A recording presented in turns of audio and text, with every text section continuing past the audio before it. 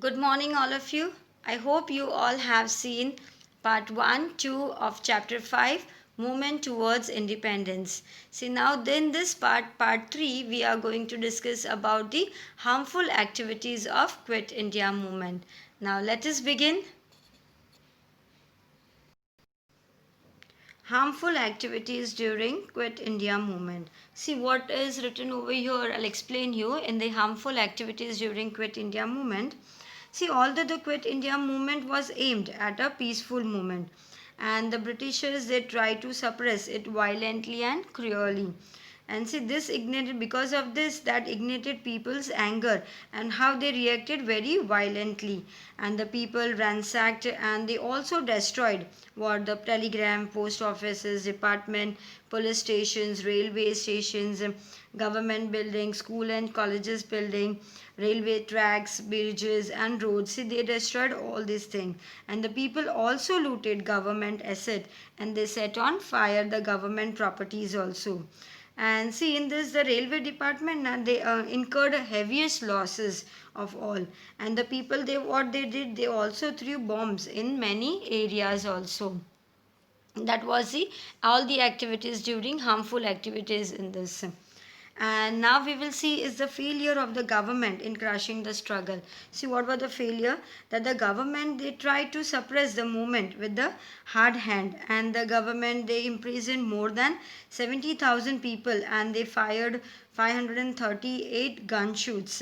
See in this 1028 people they lost their lives and 3200 people they were injured also, and the students were injured in the gunshot majorly in Ahmedabad and Patna. A unique political consciousness that was being created among the people, and through what happened through this movement the people gave a clear warning to the British government and a message to the world that India cannot be kept under slavery. And see this the people of India now they wanted a complete independence. And see in this what happened, the amendment of dominion status was there that was almost invisible by this struggle.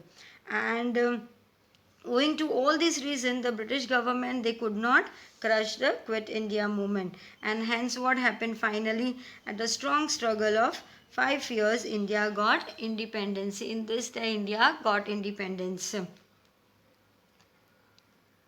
And now we will see is the Azad Hind Fauj and Subhash Chandra Bose. See now let us discuss about it. Subhash Chandra Bose. See Subhash Chandra Bose now he was born on 23rd January in the year 1897 in Cuttack in Orissa in a Bengali family.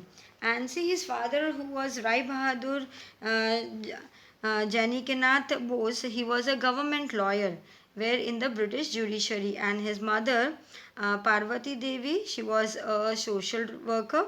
And the people they believe what that going forward Subhash Chandra Bose would become a sincere servant of British. So the people were thinking about him like this way. But what happened against this? He became a very staunch freedom fighter who fought very bravely against the British Empire. See, after flaring his examination from Calcutta Presidency College, where he went to England for his further studies, and he also passed one of the most difficult exam, that is of Indian Civil Service ICS at the fourth number, and he returned to Calcutta.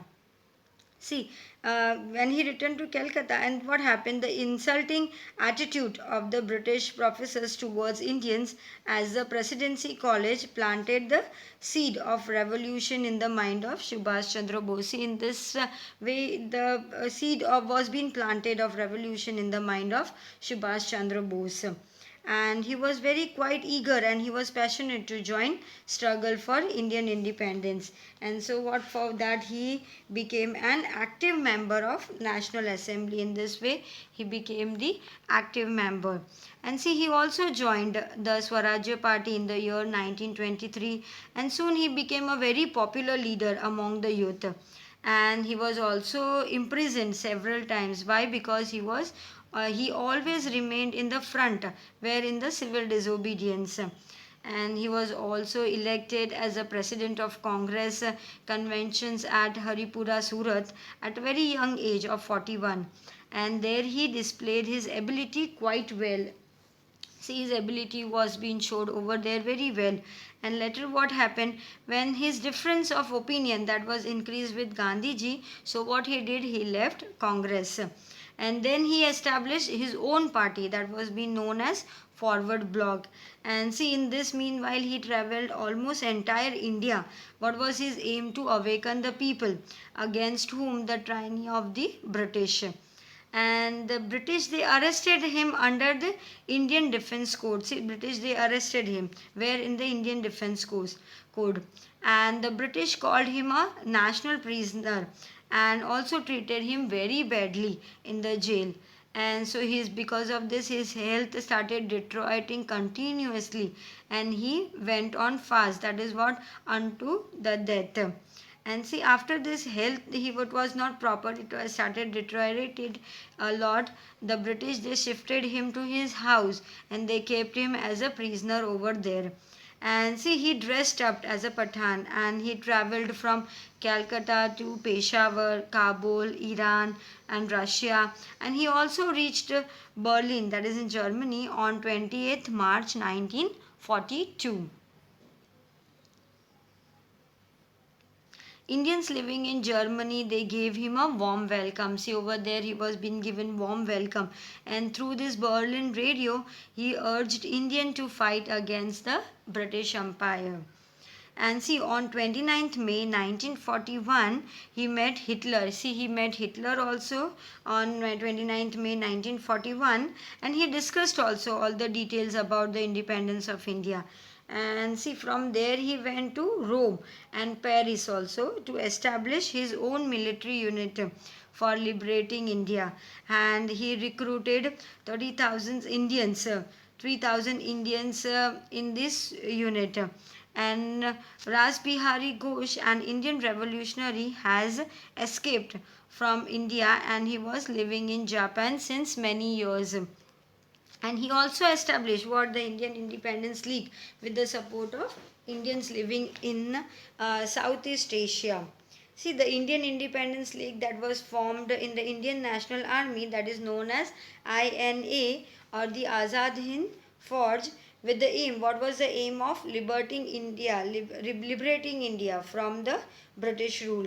And in this, about 100 Indians delegates from countries like Malaya, Japan, Sumatra, Java, Hong Kong, Borneo, Andaman, Burma, Myanmar, they were in this organization all were. And Mohan Singh, a war prisoner, he was arrested by Japan, was also the part of Indian National Army. And see, after Ras Bihari retired as the head of INA, what he did, he invited Subhash Chandra Bose to be the head. Now we will see is the Azad Hind Fauj and Indian Independence League. See, after breaking the tight British security, there was a tight British security, Subhash Chandra Bose, he cleverly reached Japan from Berlin in submarine in 1943. See, in 1943, what happened? Subhash Chandra Bose, now he break the tight security of the British very cleverly, and he reached Japan from Berlin in a submarine. And moreover, Rash Bihari Bose of Indian Independence League invited Subhash Chandra Bose to be the head of this league. And see, the Japan assured to provide all the possible help to free India. So he captured the provisions from the British and established a provisional government, and even he recognized them. See, on 2nd July 1943, Subhash Chandra Bose, he went to Singapore from Japan. Bihari, he retired as the head of Indian National Army and made Bose the president on 4th July 1943. See, the people gave Subhash Chandra Bose the title of Netaji. In this, he was being given the title of Netaji.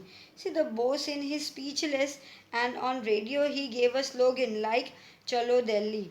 See, let's march to Delhi. He gave such type of slogan, and also the slogan that was तुम मुझे खून दो, मैं तुम्हें आज़ादी दूंगा. See, it means that give me blood, I'll give you freedom. See, using his all skills, Bose formed a provisional, that is parallel government, and he tried to convince and urge the Indian residency where in the Southeast Asia to sacrifice everything for liberating India. And see, now we will see is the establishment of provisional government by Subhash Chandra Bose. What that it is said over here in Singapore that Subhash Chandra Bose now he formed a provisional Indian government to free India, and he became its prime minister. And he also allotted other department of his government to his companies, and then he formed a cabinet ministers also, and this government was recognized by countries of Japan, Germany, Italy, nationalized China, and Burma. And this government it recognized Hindi, what Hindi as a national language and a tricolor as a national flag. And to raise income for running the provisional government, it was decided to take a financial help from Japan, and the contributions from Indian individuals and charge taxes on properties also. Japan, which held earlier captured Japan, which was held, and they captured Andaman and Nicobar Island of India. They handed over this island to the provisions government respectively.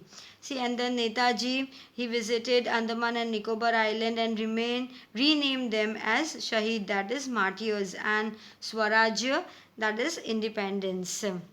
That was about the establishing of provision government by Subhash Chandra Bose. Now let us see the last step and the martyrdom of Subhash Chandra Bose. Let us see that. See, in May 1944, Netaji military units what captured Rangoon, Prom and Kohima. See, in the year which 1944. This was the final stage of the Azad Hind Fauj. And then it marched towards where Imphal. And meanwhile, what happened? The Americana they dropped two bombs in Japanese cities, that was Nagasaki and Hiroshima, and this ruined Japan economically, and because of this Japan's economically was being ruined, and so it stopped providing financial assistance to the provisional governments. In this way they stopped the financial assistance that was being given to the provisional government. And also the British aircraft started warfare against Azad Hind Fauj. See, the British aircraft they started warfare were against Azad Hind Fauj, and so its condition became critical. In this way the condition became the critical, and on 18th August 1945 Bose started from Tahaku airport of Formosa, that is in Taiwan, for Tokyo, that Japan. This plane they caught fire and he released seriously burns, and it is said that he died while treatment. He was being dead, it is said like this way, in this treatment only he died. However, till date the mystery of his death has remained unsolved. See, his death mystery is still now it has been unsolved.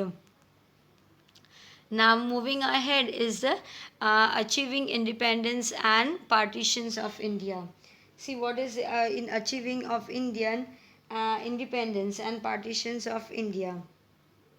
See, the commanders of Indian National Army were arrested as prisoners of war, and they were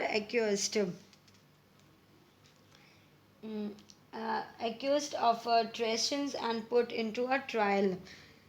See what happened over here. The commanders who were there in this forge, the commanders and the Indian National Army, they were being arrested as a prisoner of war, and they were also being accused as a treasure, and they were put on the trial. Uh, Bulabhai Desai and Jawaharlal Nehru pleaded their case. See who pleaded their case? Jawaharlal Nehru and Bulabhai Desai. The whole country took knee interest in this case, and see the country also took very knee interest in this case. When the British government inflicted them with punishment, there were protests against them in the entire country. See, there was a protest against the whole country. Why? Because when the British government, they inflicted them with this punishment. So, owing to the populist opinion, the government had to withdraw the punishment. See, because of this, the government, they had to withdraw the punishment. And this events, and with this naval mutiny of Bombay 1946, the British released their rule in India with no longer be tenable. See, in this way, what happened? The event that was being taken with the naval mutiny of Bombay, the British, they realized that their rule in India will be no longer. On February 20, 1947, Attlee, the Prime Minister of Britain, announced that the British government shall give all the powers to the Government of India as per the Cabinet Mission formula. See, in what it is said over here, that on February 20, 1947, the Prime Minister of Britain, that what he announced, that now British will give all the powers to the Government of India. And as per the Cabinet Minister formula also, they shall quit India by June 1948. And see, in this what happened, this thus in a change situation, Mountbatten was appointed as viceroy in the place of Lord Waverley.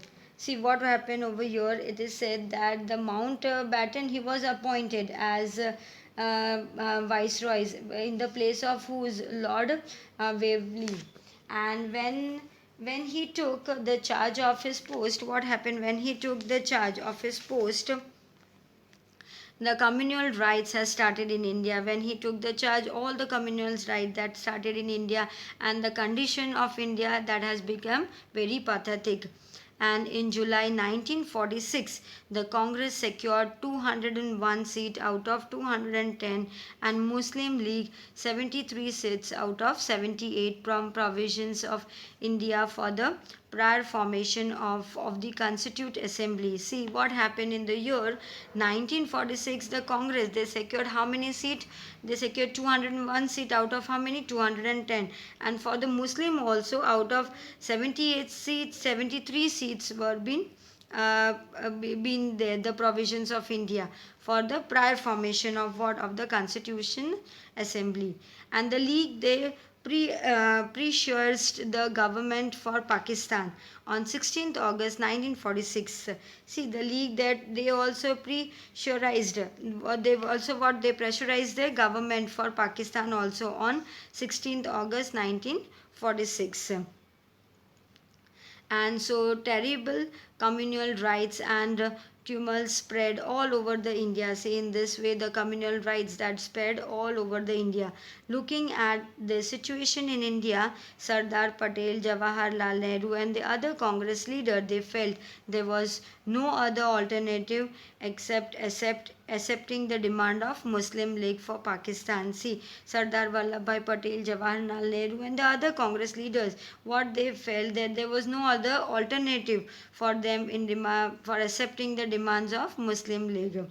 For because why this Muslim League and Jinnah insisted for separate Pakistan. See what happened, because the Muslim League and the Jinnah, that they insisted for the separate, they wanted the separate Pakistan.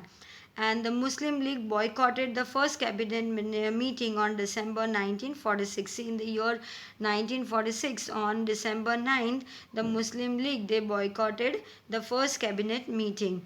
The Muslim League executed held on January 31st, 1947, decided to boycott the cabinet meeting and gave a rapid and extensive program for the demand of Pakistan.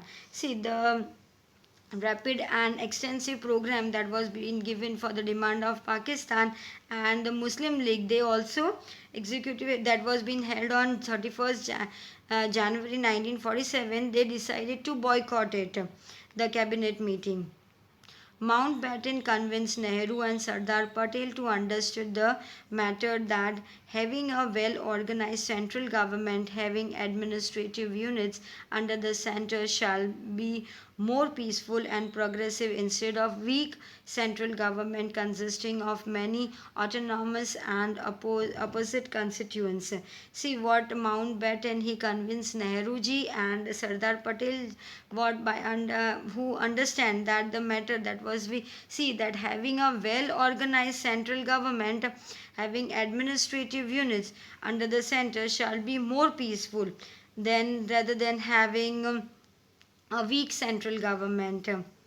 And see, the national leaders found this argument acceptable and they found it acceptable. Sardar Patel and Nehruji discussed this matter with Gandhiji. See, Sardar Patel and Nehruji, they also went and discussed this matter with Gandhiji, who also helplessly accepted arrangement. See, helplessly he accepted all the arrangement of partitions of India with heavy heart. With a heavy heart he accepted it. I hope you all have understood till here. In the next part, we will move ahead. Thank you.